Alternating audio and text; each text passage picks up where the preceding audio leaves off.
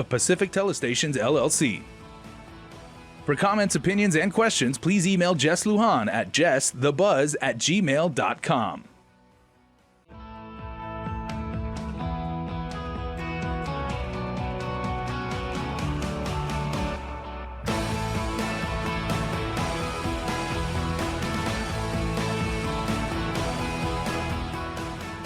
The Buzz with Jess Lujan.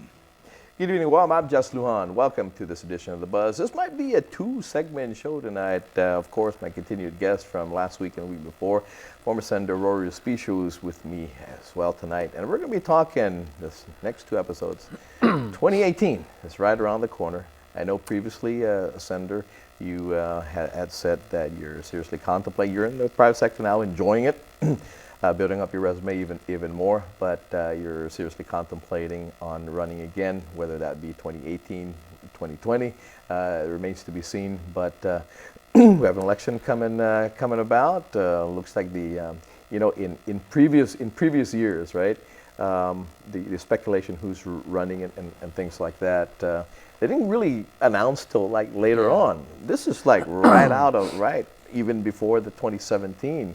You've already had, most especially in the Democratic side, you have all these figures that have already come out. Of course, Lujan Guerrero. I guess there hasn't been an official proclamation that they're going to run, but I think they've already come out pretty much. Lou hasn't been on my show yet, but Josh Tenorio says there's seriousness about their running. Lujan Guerrero and Josh Tenorio.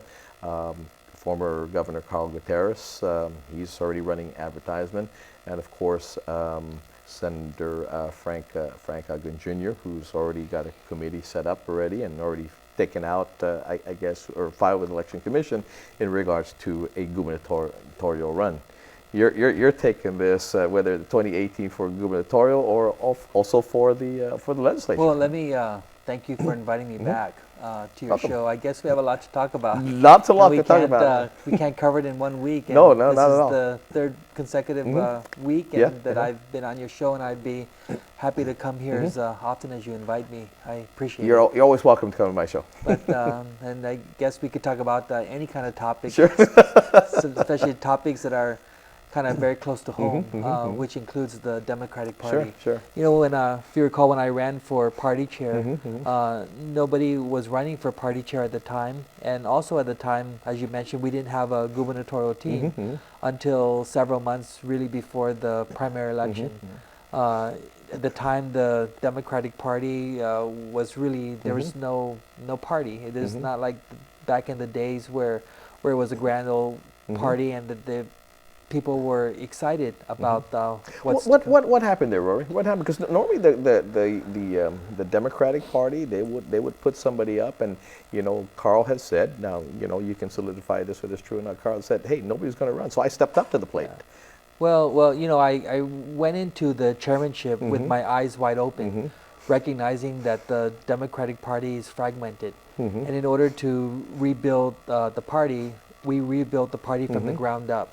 We had a listening tour where we went village to village, and in the beginning I just found myself talking to 10, 15 families, and then it kind of grew, all the while asking them if we should continue to have a candidate for governor, lieutenant governor, because if we really didn't, then Governor Cavo, with all of his campaign chest, would amount to a serious campaign against the Democratic majority in the legislature. And coming out of a very popular first term. Absolutely, also he would have to spend money on his re-election because he would have been unopposed. Sure. And then you had the delegates race between Congresswoman Berdalio and Ms. Metcalf. So at the time, but we just couldn't wait for a team to emerge. The party had to keep moving forward. Looking at what the options are for all elected offices, and then having those listening tours and keeping some kind of interest from the grassroots people. And then toward the end, we saw Governor Gutierrez and Attorney Gary Gumatauta step up because the party really wanted them to run. Because recognizing that if they didn't step up to run and give Governor Calvo a run for his money, that money would have been used elsewhere. So, But let me ask you this, because we look at the results. When you say the party wanted them to run, but obviously the party didn't give them 100% support. that's not true. You sure? That's not true. To think about it, you had, and this is the first time where Governor Gutierrez actually said, this is the first time where he ran for governor, where he really felt that there was unity. You had Congressman Underwood, at least from a public perspective, right? Okay, well, so and also I'm not naive, right? So I just tell you from a public perspective, you had all the three giants in our party. You had the Berdalio faction with Congressman Berdalio. You had the Underwood faction with Congressman Underwood and his wife. Narissa Underwood was the vice chair of the party. And then you had Governor Gutierrez and his faction. On the surface, there was so much support, so much unity. You had Speaker Wampat come out. You even had former Senator Lujan Guerrero come to the pocket meetings, come to all those. I mean, I think, the comments we were getting is, wow, for the first time, Governor Gutierrez ran for public office. And here's because we were calling the elections here, and I called it. But Jesse, we knew from day one that getting ad-lib was going to be a long shot. Governor Gutierrez knew that. Attorney Gary Gumatauta knew that. Especially running after, against a popular incumbent. Yeah. And here, so you're absolutely, and here's the thing, and my analysis of this, because of course you knew I grew up as a Democrat, okay?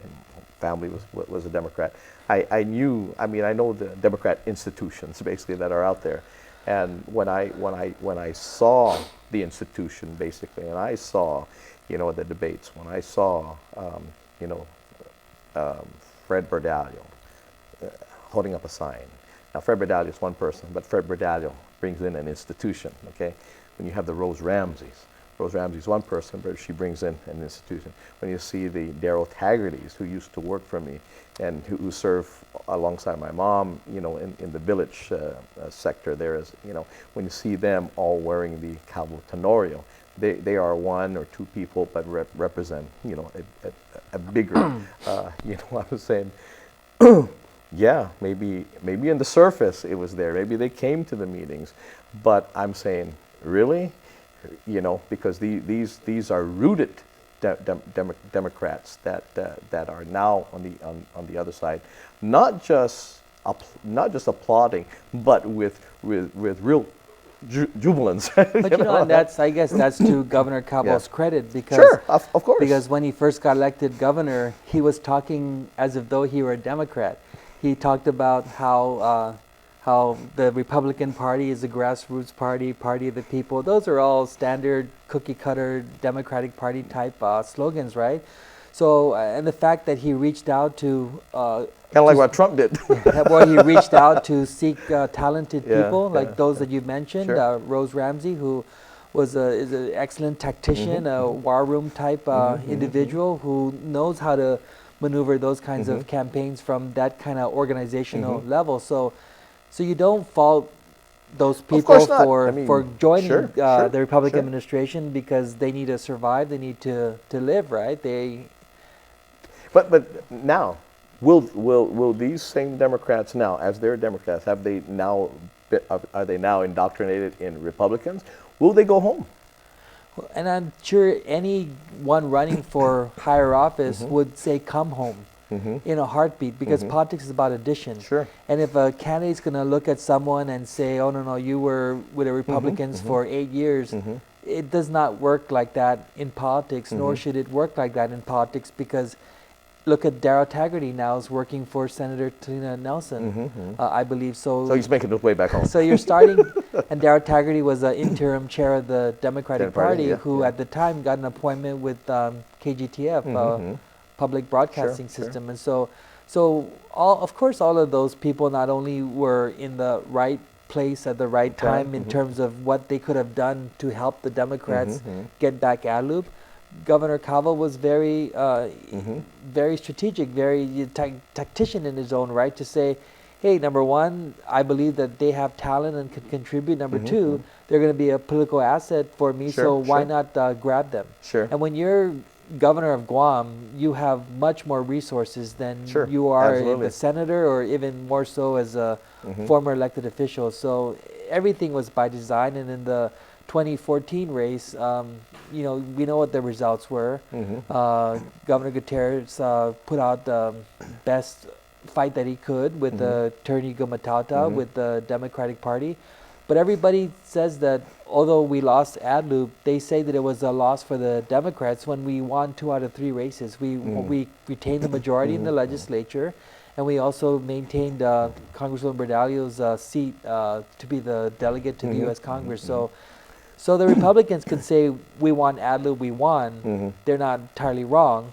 But certainly the Democrats can continue to claim that when we had no hope at all, when the chips were not in our favor, we did everything we can, and we won 2 out of 3 races. Well, no, I know. I mean, come the conclusion of the Calvin-Tenor administration, it'd be a total of like 16 years, right? 16 years that the Republicans will hold that, and I know the Democrats were foaming their mouth to attain and go back to AdLoop. But I need to take a break. When we come back, I want to talk about whether or not the Dems will self-destruct again with that, as there's been a history of that. Be right back.